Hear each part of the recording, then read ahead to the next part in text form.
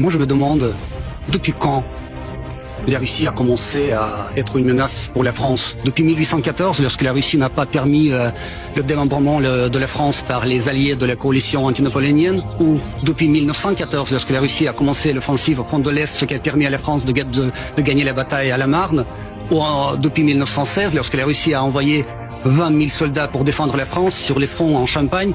Ou depuis 1944, lorsque Charles de Gaulle est venu voir Staline pour signer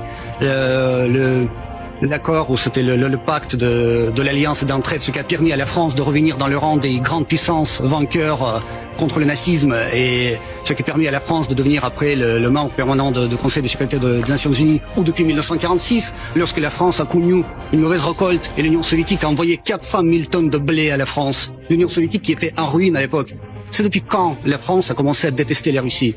Répondez-moi. Il n'y a pas de détestation de la Russie en France. Depuis quand nous avons commencé à menacer la France? Oui, avec cette rhétorique anti-russe, vous commettez non seulement un péché contre l'histoire, mais un crime contre le futur. Non, mais c'est pas un péché anti-russe. Au contraire, je pense que l'amitié franco-russe, elle traverse toutes les périodes. Puis il y a des moments, comme toujours, de crise.